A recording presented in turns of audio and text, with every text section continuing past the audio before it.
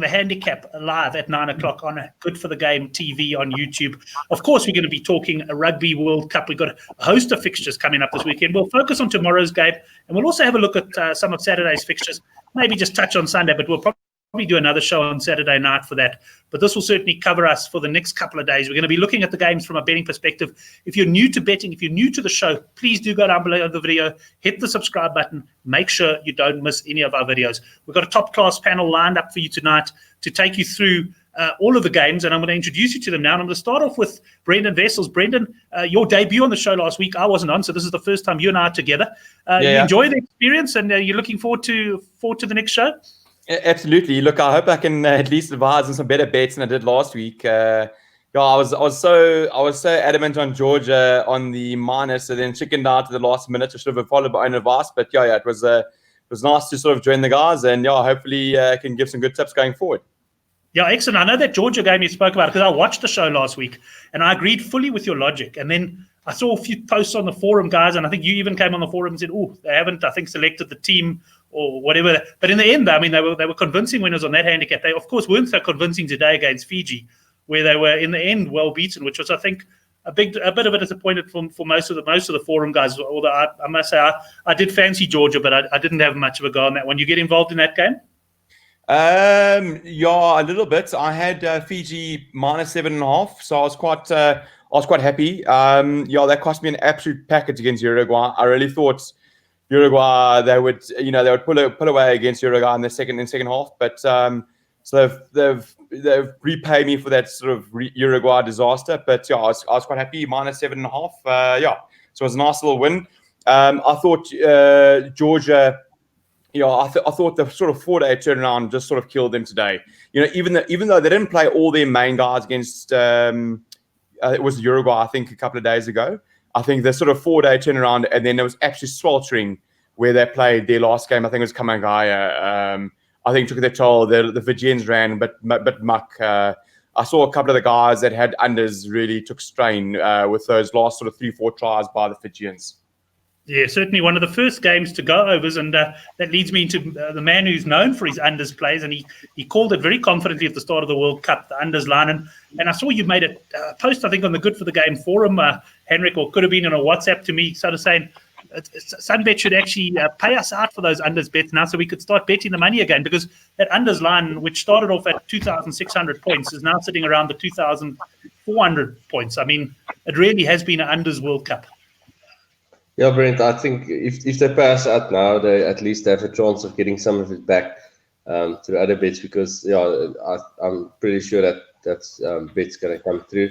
The unders has been going good. I walked into that Fiji game this morning and actually had a bigger bet than usual, so that wasn't the best, but at least in the Ireland game after that, I got a bit back again. The World Cup has been good. It started off slowly for me. I struggled the first week or so, especially the first weekend. But since then, it's been going good, and I'm well up for the World Cup so far. Excellent. And then let's move on and welcome Couch Critic. He's just finished his first week back at work. Well, he's not finished, actually, although knowing him, he's taking Friday off to watch the Bok game. But he's been back at work for almost a week, taking strain. And I trust you've still been able to watch a bit of rugby, though, Couch. Yeah, definitely. Listen, the people at work mustn't be have any misconceptions there. I've gotten the DSTV now going there in my corner, and just keeping a heads up that no one comes around and surprises me with some work. So now I'm definitely still keeping tabs of what's happening, and tomorrow I'll be doing it up front so everyone can see, because luckily you can get away with it if it's the box. I like the way surprise you by wanting you to do some work. I think they'll be surprised if they actually find you doing some work. But anyway, that's another story. Guys, let's move on to the first game. Well, it's the only game tomorrow, of course, and that is the Springboks against Italy. And I've been saying all week, I've noticed the sentiments changed a bit from, at the start of the tournament, we're going to walk over Italy. And the betting line suggests we will beat them comfortably, to all of a sudden, geez, guys, is Italy the potential banana peel? And I think the reason we're thinking this is because look at Japan, Ireland, the way Japan targeted that game. And I've got no doubt that Ireland didn't expect that big a performance from Japan. And the question is whether Italy can pull out something against us. I have noticed the handicap, there was plus 30.5 at Hollywood. Last time I looked, plus 28.5. But generally speaking, the handicap shifted down as low as 25.5 and generally around the 26, 27. So let me start with Henrik here. Henrik, what are your views on this game? Are we going to see a comfortable Bok win, or is Italy plus the way to go? Brent, for me, this game is a playoff game for Italy. They know if they can manage somehow to pull off an upset here, they will make the playoffs. So I'm expecting Italy to come out all out here and give it them all. I actually rate this Italian team. They played some decent rugby in the first two games. That back row of theirs is very good. I like that Jack Pelledri, especially Bromstein has been in good form. And yeah, you know what you're going to get from Parise. So I like Italy under plus very strong here. I got on to the plus 29.5 and plus 30.5 early in the week. I'll still take the plus 28.5 at Hollywood currently. And yeah, I think they're going to give us a good game here. The Boks will win the game, but I think the Boks will win with around 20 points. I don't think they'll win by more than that. The Boks, no, they just have to win the game and they'll be all right. The points lines, I was hoping it would come out a bit higher than it did, but I'm still happy to take unders on Boks points here. I took under 37.5 South Africa points earlier this afternoon. I see there's actually under 38.5 now, but my money is down and I took a decent sized bet on that. So I'm confident that Italy is going to give us a good game here.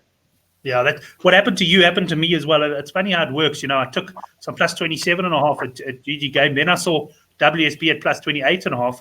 And so I quickly lumped onto that. And then Compost comes on the Good for the Game forum and says, hey, well, Hollywood is still at 30.5. You know what you're thinking to yourself? Well, I shouldn't be climbing in any further. But before you know it, you really, really are involved in the game because you end up chasing the prices. I think your attitude's better.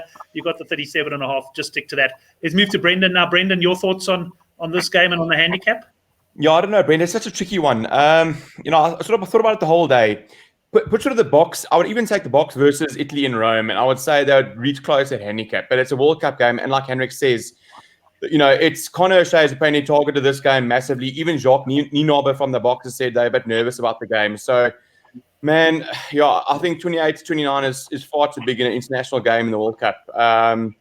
I don't think I'd touch that handicap. I think one of the guys said, raised a good point. I'd probably go points under 51, 52. I think he said 51 as a line. I think that's the bet to go for. I want to see the Boks. The only thing I don't enjoy is South African fans are so fickle. We lose we beat New Zealand in New Zealand. We drew to them in New Zealand. And suddenly we lose one game against them. Suddenly Willie Leroux must go, Faf must go, this guy must go, Gallant must come in. Yes, yeah, it's like a nuclear disaster. But no, I think I wouldn't back us to beat the cap because I think we just want to get the job done and move on to the next game with focus on the quarters if we get there. Yeah, I think that's the way I'm looking at it as well. Even if the Boks win fairly comfortably, I think they'll have to go very hard for quite a long time to sort of win by the handicap there. Let's see what Couch thinks of this one. Couch, I know you've written a preview on Good for the Game for this. I haven't had a chance to read it. What are you looking at there? Brent, I'm strong on pretty much what Henrika said. That I think Italy have targeted this game. I think they're going to come out, especially in that first 40, and they're going to give it beans. And they haven't been playing bad rugby. And exactly as he said, that Pelledri he's awesome. I mean, he's a fantastic 7. I love the way he plays rugby. Parise to me is actually going to through a little bit of a dip. I don't think his game is right up there anymore. And Bromstein his work rate is good. So. No, and they've got a solid set piece. They're not bad. They're not just a pushover kind of team. Solid scrum. We'll see how they go, but I think they should be able to cope. And on the Boks side, I think it's going to be proper test match rugby from us. There's going to be no kicking for corners and the like. Or I think we're going to take the pots at goal and Pollard's going to step up and rack up the points. So to me, it's Italy plus 14.5 is what I got at Hollywood. I see it's 8 to 10 now, but still, I think I'd rather take the 8 to 10 than dropping down to a plus 12 or plus 11.5. So to me, plus 14.5 first half handicap at Hollywood at 8 to 10 is the cracker. This is my second biggest punt after the Georgia minus that came in. I'm really sinking my teeth into this one. And yeah, I don't know. And the other one is just a little bit on the tries. Italy under 1.5 tries at 9-10 WSB. I'm going there as well for a little bit of additionals. But as Brendan also said, that points at 51 does sound very good. Just interesting, Ruan, for his comment there, which I'll just touch on. Italy's results before the World Cup were very poor. And I guess at the end of the day, that's why there is such a big handicap. But I can think of a few examples in this World Cup where teams have really surprised us. I mean, I even take Russia in the opener against Japan. They were a hell of a lot better than what we thought. Uruguay, a hell of a lot better than what we thought. I might be proved wrong tomorrow, but I think Italy are going to prove to be a hell of a lot better than what we originally thought. And I do think we're going to win, but like Hendrik says, I don't think it's going to be by that far. But interesting to see quite a few guys. If we can run through some of the comments there. Johan Esthuizen says he likes the second half handicap for the box. So expecting Italy to fade there. Just for me, some of these second halves have just been such scrappy affairs, but we'll see. But so there was a couple of people that were quite strong on the box as well. Pierre Killian, one of our regular guests on the show as well. So it's certainly not cut and dry, this handicap, and we'll have to see how it goes. But Couch, let me stay with you now before I go back to the other guys. Anything else on this game? Because we know you're the master of the exotics. You love your hookers. And have you spotted anything for us here? Bongi, I think, is, what's he, 12-1 for first try or 11-1? Yeah, I think he might be a little bit shorter. Yeah, I think he's 11-1. I saw the big thing there is, as I say, I don't see quite as many tries. So I'm a little bit skittish on try scorers, but we'll get to one. The one I like and that I've organised with Bedalimp as a special is first scoring play, South Africa penalty. The best price I've seen around is the 28-10 10 that I got with them. So I like that one as a penalty. As I said, I think it's going to be hard graft, and it's just a case of whether it's going to be Italy or South Africa for me, and hopefully it works in my favour at 28-10. I think that's a decent little shot. And then obviously I can't go without Bongi, so I've gone for a little bit of a alternative play there. I've said Bongi and Banambi to score a try in the game and the box to win by 21 to 25 points. So that little play gives me a 16-1 price. So I think that's just a nice little play. I figure Bongi's got a decent chance to score a try, and to me, the margin should be in that kind of range. So I think that's a runner. Right. And Brendan, anything else for you in the game from an exotic point of view? You spot anything there? No, I like what Hein said. I think the hooker to score. I like Bongi. I think basically, most people pay for hookers. I think Hein is the only one that earns money from hookers. So I'll follow him on that one. That's a good one, yeah. Henrik, what do you think? Anything else? I know you're really much a handicap and a points player, but you do go for the odd speculative try scorer.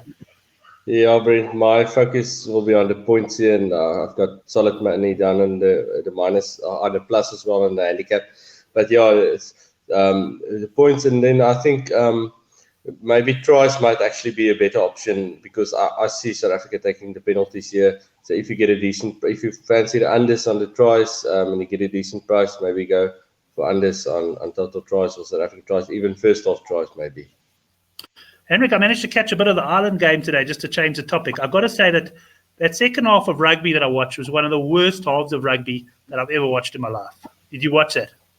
Yeah, I watched it, Brent. Ireland were really disappointing, but Russia's defense, they were very good. Mine commented on their defense, and they were good. And I was impressed by the kicking game as well. But yeah, the conditions doesn't make it easy. I know, like you and Gary, you talked about the way the game's being played at the moment and the way it's being reffed, especially with the TMOs coming in and all the player safety and stuff. So that makes it difficult.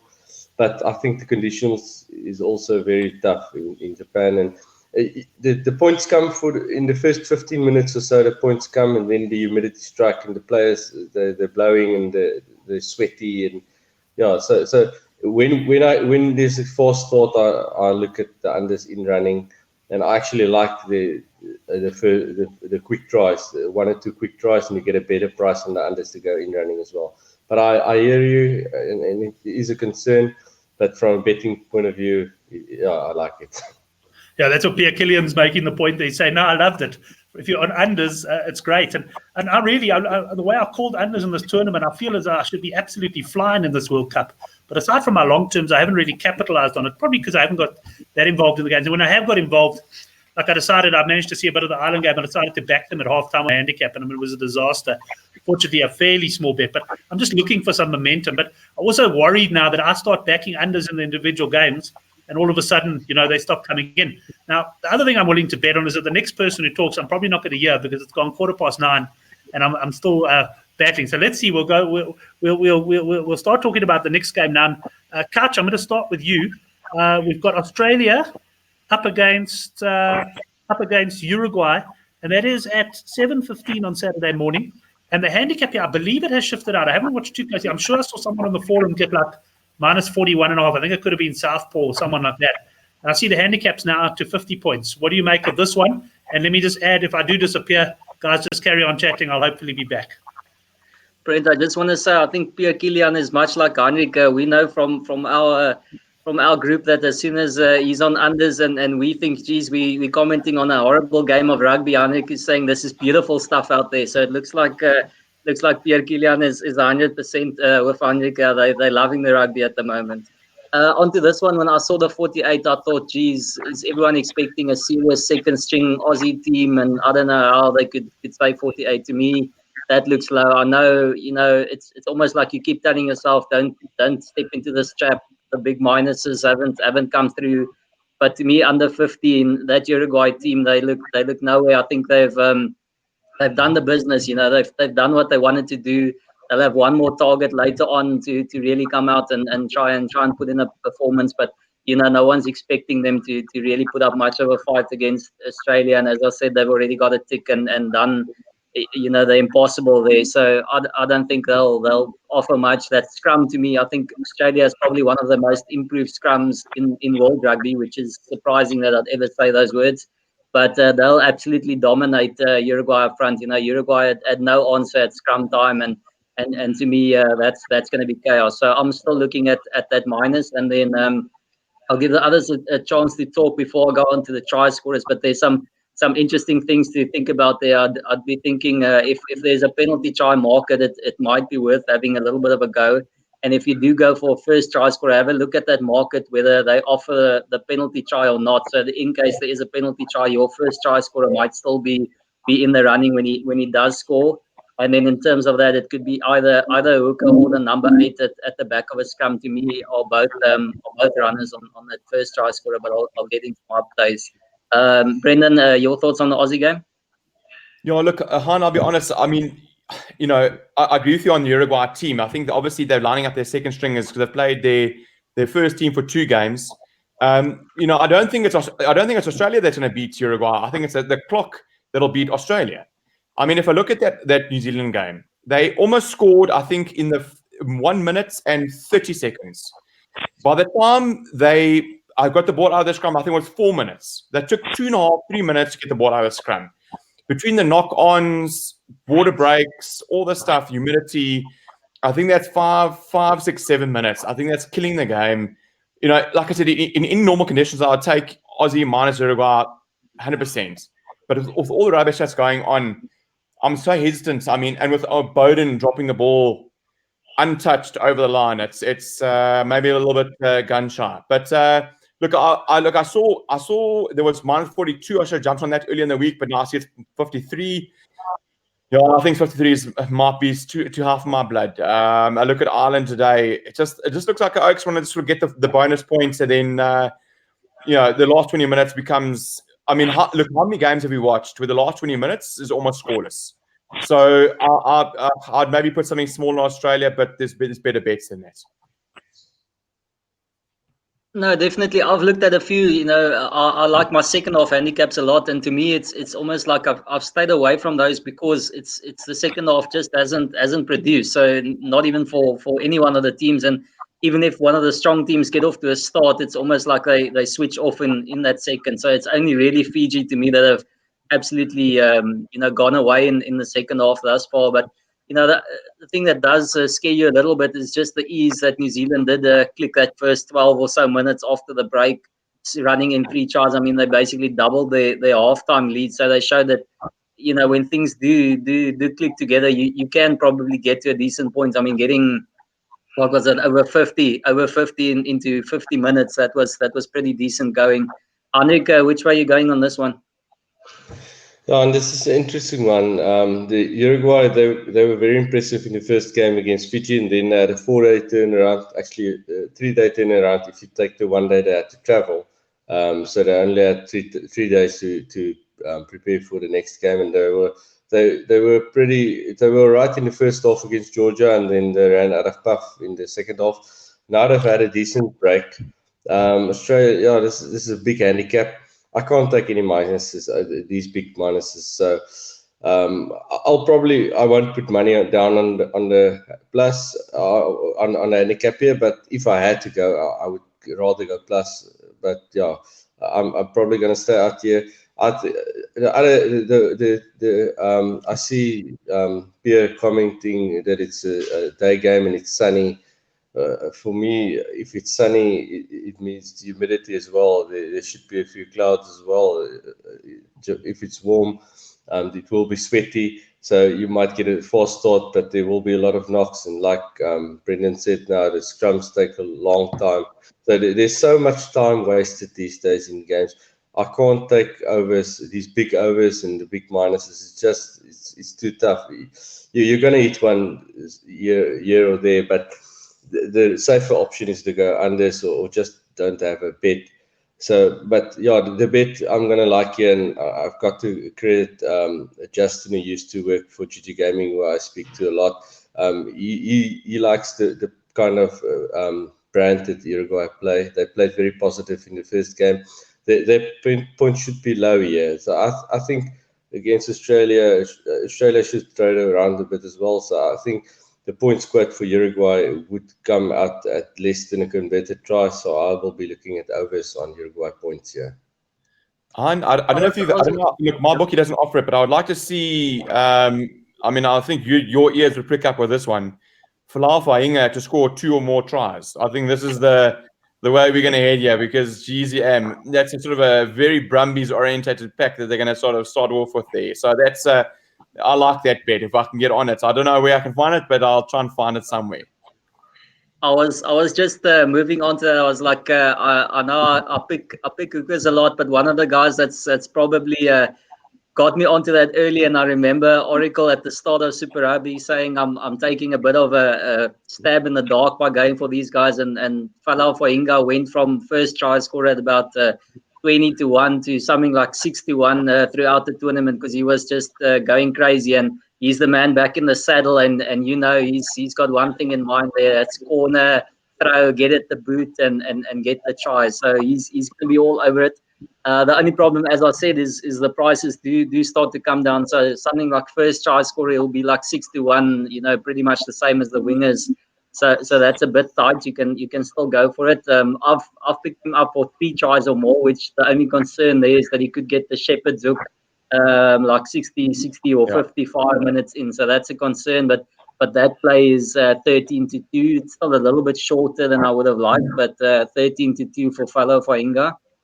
And then if you could get the 2 try more, the other option is also to go for Ulysses on the bench, who could come on and still score, a rolling maul try at the end. And as you guys say, it's not easy to throw it around. They might still stick to some rolling mauls. But as I said, another thing that I like is the option of that first scrumming 5 meters from the line, and the number 8 getting the pushover score. So Dempsey at 20-1, that's a much nicer price, than your hooker, and it could be a little bit of an alternative play. So those are the options there. But I must say I'm also a little bit in agreement with Heinrich there. I think this is a little bit more of a patchy Australian team, and some guys, Gordon Patia, who's getting his first game out, and it's a bit more mix and match. So the Aussies could look to throw it around, and Uruguay might actually have a chance of picking up one score. Brent, welcome back. Yeah, thanks, man. I'm back on my phone now. That's this other thing that I've got. I bought this. I showed you guys before. I've got this Vodacom router, but I only got it started today, and it tells me I've set the SIM card up incorrectly or something. So hopefully the next time we do a show, I'll be spot on. And you just give me this signal when my phone goes, because we also know this also isn't the most reliable, and I'll pop out and just listen to the rest of you. But didn't catch many of your comments on that, but I did see a comment. I think it was Pierre Killian saying perhaps that he's going to go high on Australia points. And I'm already out of it. No, you're not. No, yeah. I just want to say the only thing is what I missed. Sorry, I missed my Bet Olymp special that I like actually. Apart from fellow Fainga is Michael Hooper to score a try at 17-20. He's one of those guys I always pick first for my fantasy team. He likes to get over the line. He's still he'll probably get the hook quite early in the second half. That is a risk. I don't want to pull a goodie, that Henrik had a taste of the other day. But I'm thinking Hooper has got a decent chance of getting a score there. He's been in good try scoring form. So Hooper any time for me. Right, well, let's move on to the next game then, and that's England against Argentina. I mean, I'm expecting England to come out firing in this one. I did see minus 13.5 early in the week, just popping onto Sunbet now, minus 15.5. Henrik, have you got any involvement in this game yet? I haven't got any money down yet, Brent. I don't see the handicap moving too much here. I've been preaching, don't take the minus, don't take the overs, but I can't take the plus here. England, they've been very impressive, especially with their defense. So I would be leaning minus here, but I think the better option would be to take unders on Argentina points here when the quote comes out. With the 15 handicap, what will the points be for Argentina? Probably about 15 points, 15.5 for 16 around there. And if I can get 2 converted tries or more on Argentina points, I'll take the unders here. So yeah, I like England. I still like England to win the World Cup, so I will keep backing them. So yeah, I will oppose Argentina here. I'm not 100% sure what my go would be here, but I would oppose Argentina. Yeah. Right, Henrik, I want to ask you a question. England, France. After that, let's assume England beat Argentina as we expect. Then they pretty much guaranteed their spot in the next round. Is there any chance that they will not ease off against France because they're trying to play a different route maybe to the final? But is there any chance, due to the fact that they're going to have so many hard games in a row in theory with Argentina, France, and then into quarter, is there a chance you think they might mix things up a bit in that game against France with a view that it's actually not the end of the world if they lose that one? Yeah, it might be. I'm sure they would want to keep the momentum going as well. But and the thing is, with the French, anything's possible, and the French, they've been impressive the last couple of months. So yeah, we'll have to probably see what Eddie Jones does with the team. But yeah, I'm sure, and if they are secured of the pool, first place in the pool, they'll probably not want to show too much against a big team either. So yeah, I'm sure you might be onto something there, but I haven't really thought that far ahead. So you're a bit quick on me now with that one. You can see I'm struggling to sleep at nights thinking of things like that already. Let's go on to Brendan and get his views on England Argentina. Yeah, Brent, I'll be honest. This is the first game I'm actually going to get seriously involved with in terms of, from tomorrow the box, and then obviously the Australia game. I think it's the first game I get involved with in the weekend. And just World Cup, I'm big on the minus here on England. I would have loved to have seen Farrell start at 10. I don't rate George Ford at all. I like that Nigel Owens is the ref. I think hopefully we'll get a better reffing game from that perspective. I think the RGs don't really know where they're at. I see Sanchez has been dropped completely out of the squad. And when your starting fly-off is dropped completely out of the squad, Uruguay is in at 10. It just says things are not 100% correct. I was not impressed with them. They folded completely against the French in that first half. They came back nicely, but I think that speaks more about the French mentality than anybody else. And I thought they were very poor against Tonga. I thought actually if they'd taken off, I think Tonga could have probably had them if they had stayed on the park for 10 minutes. Especially if Tonga had got that penalty try, which should have been given by our South African ref. Not even one review, which was another shocker in the World Cup refereeing books there. So, no, I'm minus 13.5. I'm big on that. I like Eddie Jones. I like this English side. I like the pack. I just don't think the RGs. I just think the RGs are there. Watching their championship games, they were poor against Australia in Australia. We smoked them in Argentina, and I think Mako, Vinopola, and I think Jack Noel on the bench for England against RGs. I'm quite confident on this. I really don't rate the RGs at all. I think they know they're going out, and I don't think they've got a chance. Excellent. Well, I laid a guy 35-1 New Zealand to beat, or New Zealand to play Argentina in the final. So I'll be quite happy to see them go out because I didn't get time to get it on a bookmaker. So I laid that myself. Couch, let's go to you on this game. I must say it's a game where I tend to share the sentiments of the guys. I haven't really given it too much thought yet. I do like perhaps an unders play on Argentina points, but the handicap, I don't know. I don't know if I'm as bullish as Brendan there, although I could well see England running away with this. Brent, for future reference, I wouldn't start a sentence if I laid a guy. But just onto that, I must say I just have a feeling that England are into the business end of this competition now. Yeah. They basically started the tournament like this, but it's all business for England, and I don't see them having trouble with Argentina. It's just the next step, and even onto your France thing. I just think Eddie Jones has got them in that mode where they're not slipping up, they're not really looking ahead, they're just doing the task, getting the job done, moving on.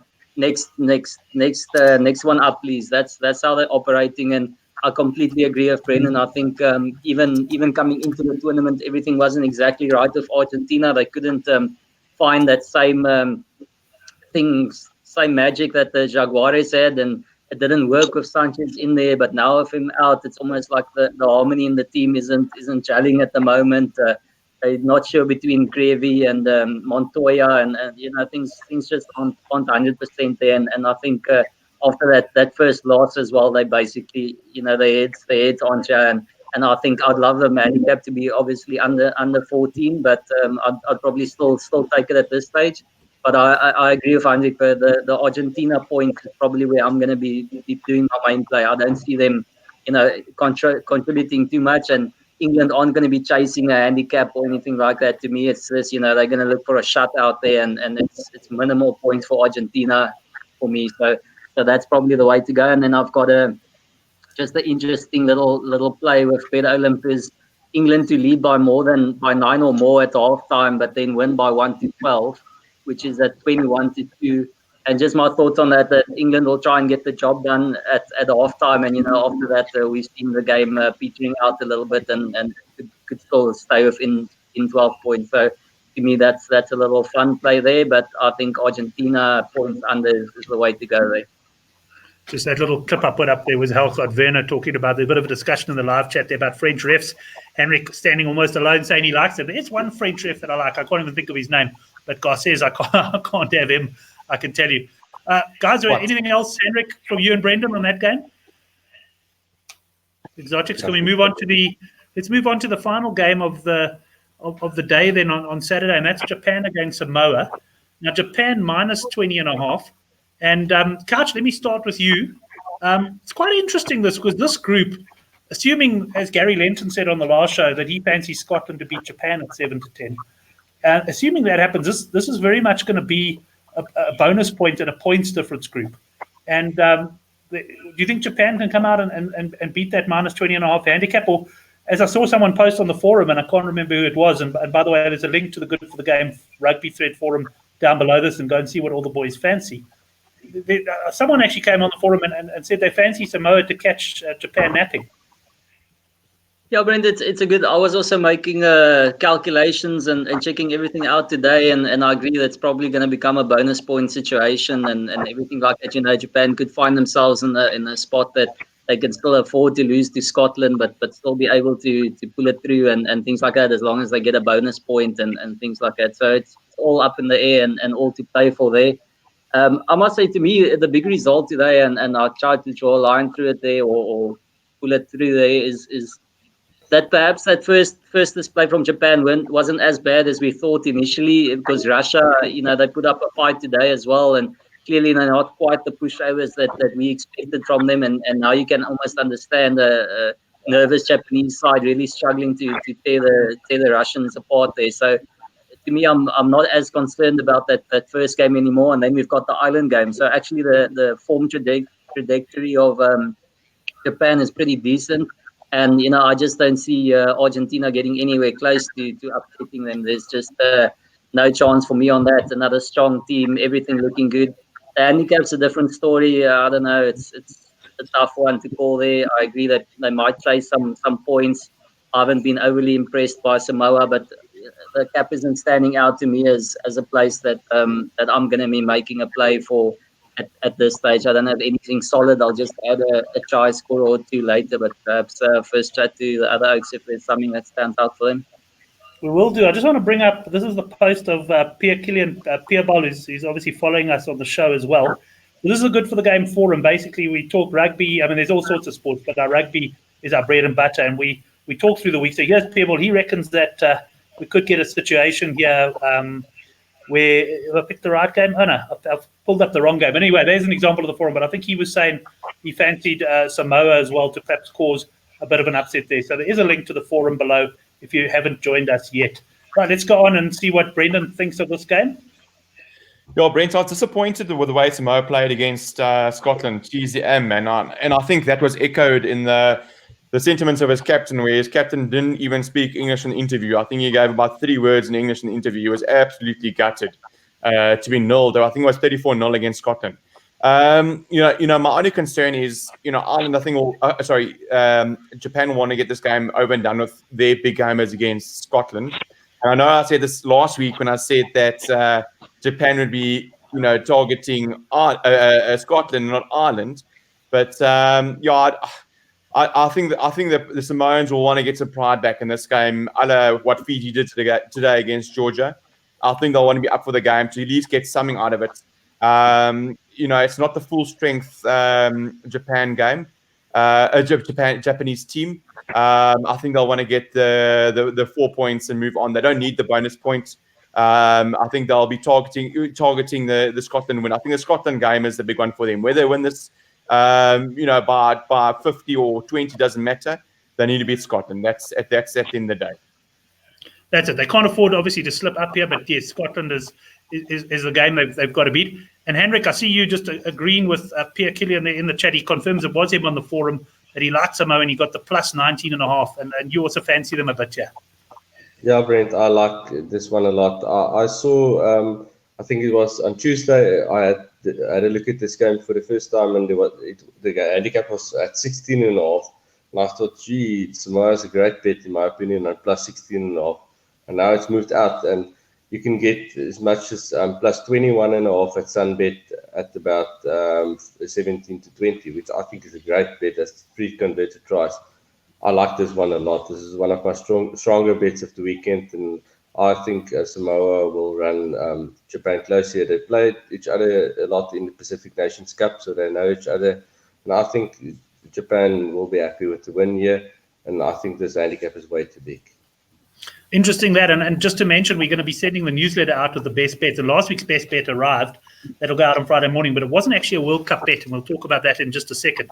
But there is a link to subscribe down below, and I'm going to be interested to see. I'm not sure yet where we're heading, but certainly now Samoa on the plus is certainly a candidate on this one. Guys, have I asked you all your opinion on this one? I think, Couch, I just got to go back to you for the try scorer, eh?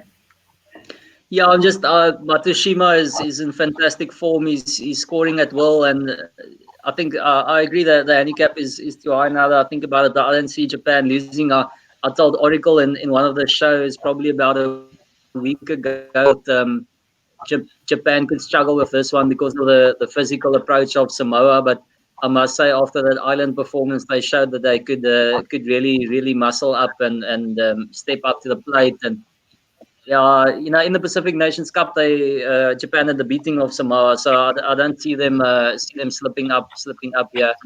And but the plus, as Henrik said, 21 is good. Matsushima first try at 15 to 2. That's my only play at this stage, and then I'll go look for that plus.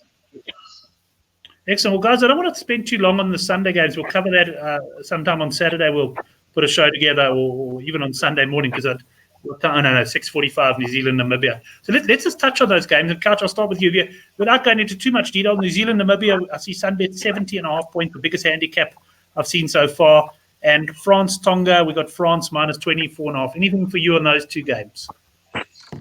No, I think the only interesting one is almost more for your long terms. They're interesting to see which team New Zealand is going to pick there, because they'll obviously look to rest either Moanga or Barrett or both. But for the rest, it's going to be first choice team because it was a short turnaround. So they'll play some of the other guys again. So it's still going to be, unfortunately for Namibia, it's going to be a very, very strong All Black team. So there's there's no let up for them, and it could get ugly again. We've all said the big minuses are tough, but Namibia, it's pride, and it's nice to play against the Boks and nice to play against the All Blacks, but they're targeting the Canada game, so that's the big one for them. So they might be again, Namibia to 0 or Namibia under tries or something like that. I'll probably have a look at. And then what's the other one you say? France and Tonga. France and Tonga 24. Yeah, who knows? I'll stay out of the French. I don't think any person can call the French with any sort of confidence. Tonga, yeah, I haven't gotten a strong feel for them at all. So nothing at this stage for me on that one, except that I'd love to pawn to score another try. Okay, just to mention, you can join Hein and I on Monday night and Use It or Lose It at 9 o'clock. We'll have the likes of Judge Rugby and probably Brendan Shields to talk about the weekend's action. Let's go to Brendan. Brendan, anything for you on Sunday? No, Brent, I think, as I was saying on a couple of other groups this morning, I think that handicap for New Zealand is massive, 70 points with the conditions. The only thing that's going to beat Namibia there is the timing and the humidity. And, does New Zealand really need to beat them by 70 points? You can only lose money in that game going plus or minus. They can run 100 against those guys. They were absolutely useless against the Boks. The only game I might have a quick squiz at is plus 24.5 Tonga. I see Ramos is left for the French. It's another injury for them.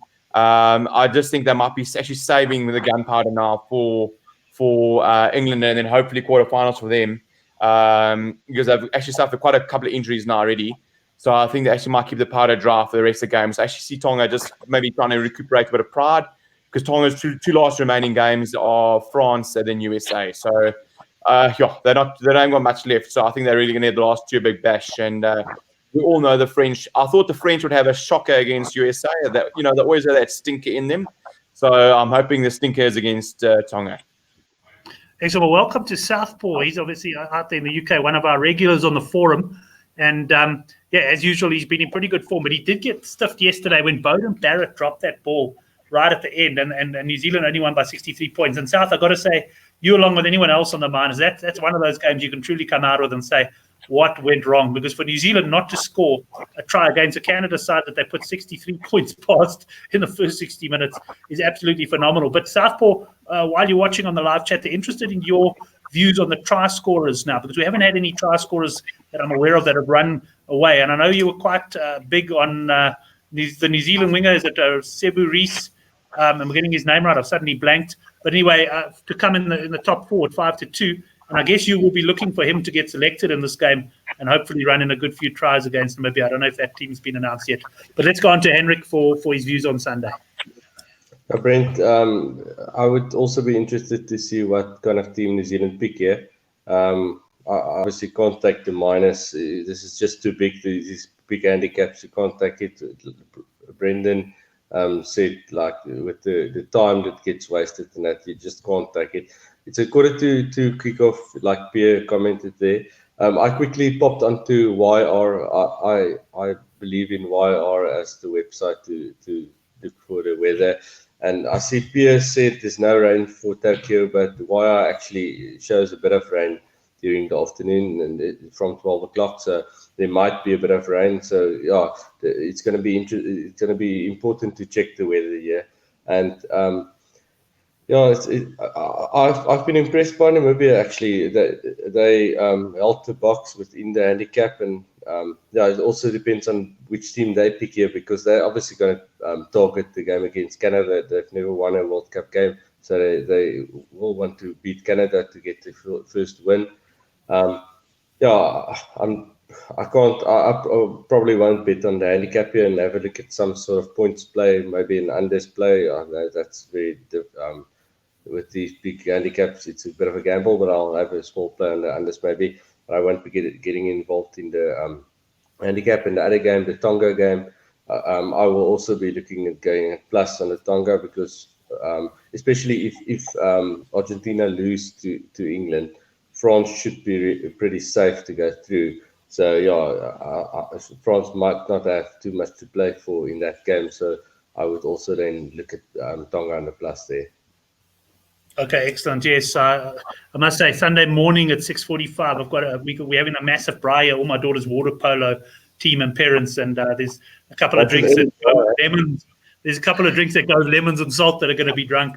I can tell you if last year's one was in the go bus. I'm not 100% sure that I'll be with you guys watching the New Zealand game. Guys, I'm going to come back to you right at the end, Glenn, for your best bet on the card for the World Cup. But very quickly, and let's stay with you, Henrik. There is, of course, other rugby on this weekend. There's Pro 14. Last week, yourself and Oracle in particular were very strong on the -5 Cheetahs. In fact, I think you even called it better early in the week. And I mean, the Cheetahs, you said on this chat, they'll win even the -13 you would take. And then they did. They romped home. So it was a great bet. Anything stand out for you elsewhere around the world of rugby in the Meter 10 Cup or the Pro 14? Brent, with the World Cup, I've actually neglected the Meter 10 Cup a bit. I fancied Hawke's Bay this morning, and I didn't get a bet on because I only first focused on the World Cup, and they easily beat the handicap. On the Meter 10 Cup, it's only the last game that I fancy, but I haven't put my money down yet. But I like Waikato at home against Taranaki. Taranaki is grossly overrated. I've said it numerous times this year. I think there's -4.5. Let me quickly check. -5.5 Waikato at home against Taranaki. Waikato should win by doubles figures there. And then, I like the Cheetahs again. There's about -5.5 still available. I'd like to see Ulster's team because I know myself could see is back, and that's a bit of a concern. But I think the Cheetahs at home in Bloom should beat the -5 again. The Cheetahs, they're playing great rugby. They really look impressive. So that's the two I like on the other rugby. Brendan, anything for you outside of the World Cup? Yeah, I think Brent, you know what? I think what a lot of guys on WhatsApp groups are saying is correct. The bookies are getting the World Cup games so accurate. I mean, how many games have we finished at points, left or right, where guys are cursing, you got it on the point or 0.1 or 0.2. The bookies are getting the World Cup so good. I think it's maybe in I thought about it this morning, it's maybe to shift focus a little bit away from the World Cup is to maybe, Hawke's Bay this morning was actually in fantastic focus, and actually give props to one of the guys in the groups to saying, listen, Hawke's Bay I think it was -4.5 was great value. For the last 5 minutes, I think they were 18 points up. I think a good value this weekend. I agree with Henrik. I like Waikato versus Taranaki. I think Taranaki haven't done much. Have been poor. I've actually quite enjoyed Waikato. And then I'm on that Bloom train. I'm all the way to Free State this weekend, -4.5, -5.5. I really thought the Free State was so superb against not a full strength Glasgow side. It's going to be maybe a slightly better Ulster side. I see, as Henrik says, maybe Moslock was here this weekend. They've obviously imported Sam Carter from the Brumbies and Matt Fadden from the Highlanders. That's a slightly better team. But I thought the Cheetahs were so good at that quick play, physical. The combinations were correct. I think 4.5. I don't think the bookies have actually caught up to the fact that the Cheetahs are really in there. And apparently, I heard somewhere that if the Cheetahs don't make the playoffs this year, they lose their sponsor. So, I think it's a big season either way. But I really like the Cheetahs to dominate those two games. And then the other things I like, I think we've never really chatted on, and I've made a bit of money off of it. But the problem is the odds never really come out before Friday morning. Is the National Rugby Championship. Now, the Canberra Vikings have dominated a little bit. So there's 3 teams I like this weekend. Depends what the odds come out at. I said, we'll only see tomorrow morning is the Vikings to beat the Sydney Rays, Fiji and Drua to beat Melbourne Rising. Fiji and Drua are playing away. And then Western Force, who basically been beating everybody, are playing, I think, the second or third best team. So you'll get pretty good odds for Western Force. And they've only lost 1 game. So it's worthwhile have a look at those odds.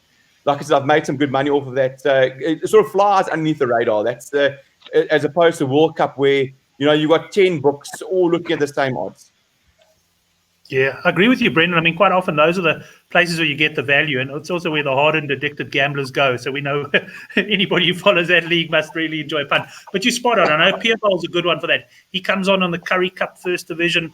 I know that because, as you say, you don't have all the finest actuarial minds in the world working out the point spread there, and there's a little bit more value. Couch, anything else for you before we get our best bets? Wrap it up with our best bets. No, nothing else for me, Brent. I'll start with my best bet then is Italy on that first half handicap 14.5. I'm hoping they keep it tight there. I don't think the Boks are going to start with any fireworks.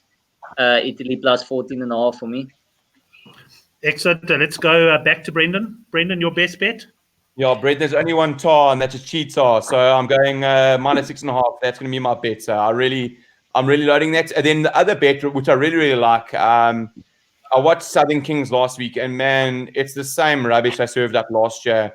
They've sort of brought in the makeshift Robbie Kempson. I don't know his coaching credentials, but geez, yeah, man.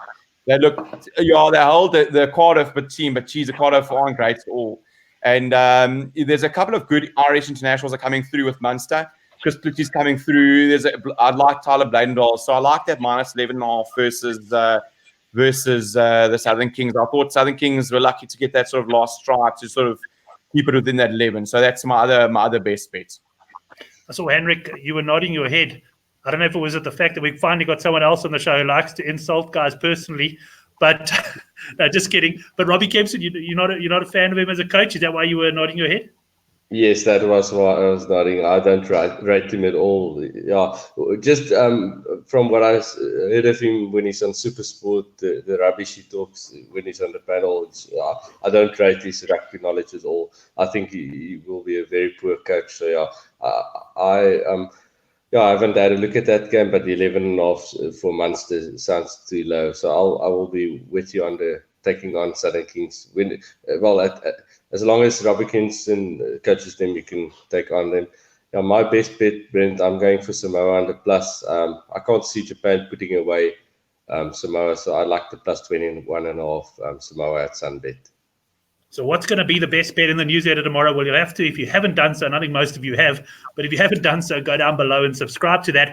That will be coming out on Friday morning. Going to have to ponder that. Gents, it's been a great show. Just for the record, my best bet was the plus 28.5 still available at Hollywood. I do like that, although I also like the case that Henrik has made there for Samoa as well. So, yeah, we'll see what we come up with there. But, guys, thanks a lot. Brendan, good to have you on the show as a guest for the first time with me on. I know you've been on before, but good chatting to you, and look forward to catching up with you soon. Have a great weekend. Thanks, guys. Excellent, Henrik. Thanks very much. Brendan O'Connell did ask the question earlier, what were you drinking? I don't know if you saw that question, if you might have answered it while I was away, but I don't know if it was something you said that he thought you were drinking or if you were actually drinking something. No, I'm drinking brandy and Coke, Brent. But yeah, I answered him. I like my brandy and Coke. I have it every evening. So yeah, and enjoy it. Yeah, no, I would have taken 1 to 10 on brandy and Coke. Couch, thanks very much, man. Try to get through a day's work tomorrow if you can, and then relax on the weekend, mate. After I'll try. Excellent. And for those wondering about the Oracle, I did chat to him this week. He hasn't ended things, and he probably will be back, I suspect, for the quarters. He just says he's not catching these group games right. And credit to Oracle, as outspoken as he is about games, he does know when the time is to step out, and I think that's what he's done there. But, guys, thanks very much. Also to all of you guys in the live show, especially those of you who sat through 2 shows with the GG Gaming one as well. It was great. We will have a show at some stage. I might have to ask Couch to host it because I've got a bit of a hectic Saturday ahead where we just look at the Sunday games in more detail. Thanks, everyone. Thanks for joining us, and we'll see you soon, and definitely on Monday night for Use It or Lose It.